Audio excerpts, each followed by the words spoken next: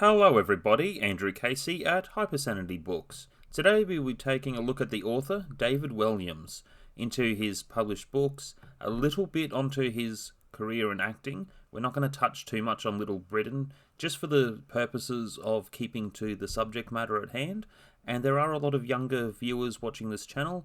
We want to keep it a little bit more age appropriate to the subject matter at hand. Otherwise, let's get into it.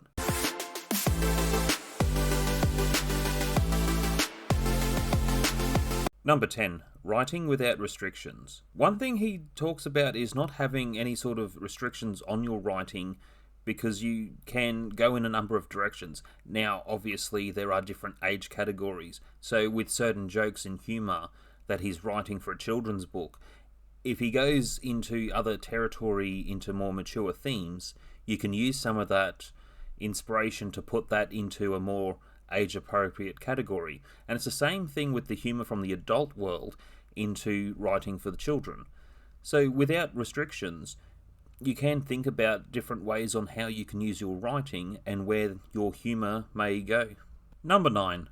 Writing between genres. One of his biggest points of advice for young authors is to work on different genres. So starting off with writing simple stories and short stories into different genres will test some of the boundaries to find out what you do enjoy. Sometimes you might enjoy writing a crime story, and you might even transition into some comedy. And with certain assistants out there, there could be a different way on how you can progress into another genre altogether. Number 8. The Boy in the Dress. Alright, full disclaimer. I have not read this book. I have not read any of David Walliams' books. I have been requested to do this video and have a bit of a discussion researching into other authors with their success. With that being said, through certain research and other people I have corresponded with in this particular subject matter, The Boy in the Red Dress is age appropriate. It is a children's book. Critics could not separate Little Britain from the children's books. Adult world and child world are vastly different. Within all regards to that, at the time this book was criticised, I think in today's world it is more tragic to publish anything. And I do get annoyed watching anything on Netflix and they got to push the LGBT thing, and now that there's too much pushed in with children, it's a tragic world that we're living in. Otherwise, I'll just touch on a little bit of a subject matter and move on. Though within your writing, you will face different criticisms. What I'm saying, I'll be criticised.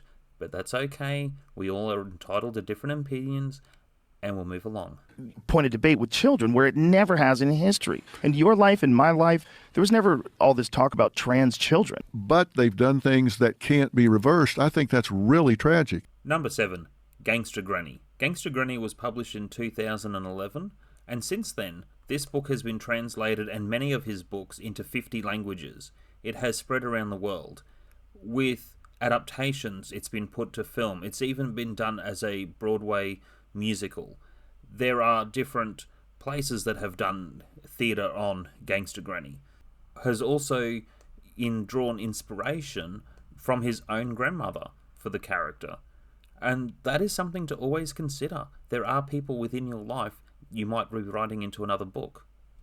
Although I do say to some people with my upcoming book, I care about you enough not to put you in the book. Number 6. Travelling around the world. You're an international variety performer. Okay. And what is your day job?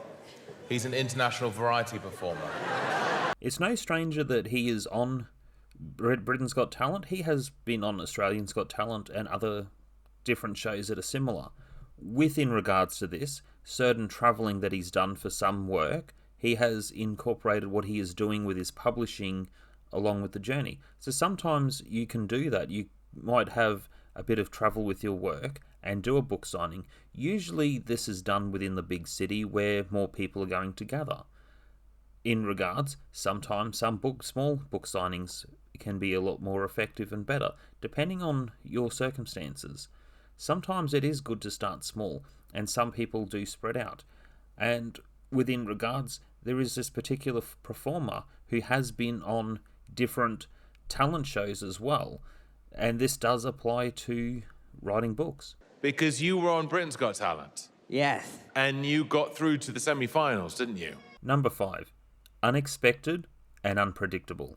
This is the part of the writing journey that he enjoys, is when it is unexpected and unpredictable. Even he doesn't know where the story is heading. I mentioned this with Beatrix Potter. You never know where a story is going to take you, even short stories. With this in regards, it allows him to work on different ideas, and it's that creativity that allows the mystery to unfold. It's also the part of the writing process that he enjoys the most. So sometimes when you are in certain points of chaos or have writer's block, sometimes there is a way to find on how you can enjoy the process, and that's something that he does, is the more he gets stuck and the more uncertain he is while writing, the more interesting and the more engaged he gets to finish the project. Number 4. Being compared to others. He is mostly compared to Roald Dahl, especially when you look at the covers, with his writing style, and Jacqueline Wilson. They are the two authors that he is mostly compared to, and he actually embraces this. There are some authors that don't like being compared to someone else, because it feels like you've spud off someone else's work. That's not necessarily the case. Sometimes it's this sort of constructive criticism that may be helpful, and that's one of the things. So sometimes having something to compare to, I would suggest, if you're looking at writing something similar and you enjoy David Walliams, definitely check out Roald Dahl, and vice versa. Number 3. Writing every day. Writing every day is important to his process. Now this can come into just a small block. He has said whether it's an hour or 2 hours, but it's writing something every single day. And that's part of the process. Even if you're writing and outlining another book, it's some of that experience that helps you to get through. Sometimes practicing on writing short stories is part of that routine.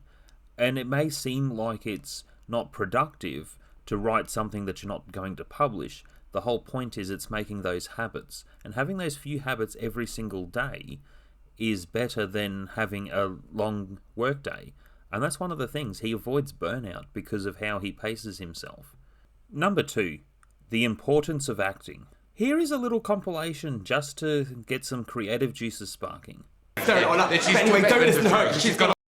It has all my ladies' things in it. My lotions, my petticoats, my ladies' things. You must not come in here. Can you see the family resemblance? Yeah. You never told me you had an older sister. Hiya.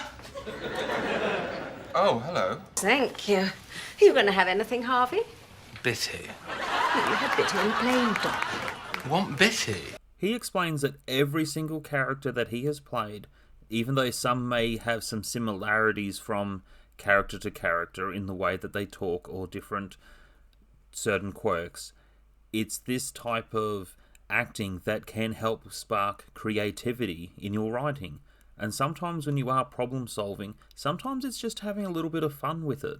And if you are part of different groups or have work colleagues or whatever else, depending on your circumstances, acting can be a good way to help with your writing.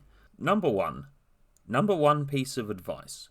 David Walliams has made a lot of quotes over his career. He has a lot of different suggestions and advice. I have seen him engaging in different interviews and panels, especially with children.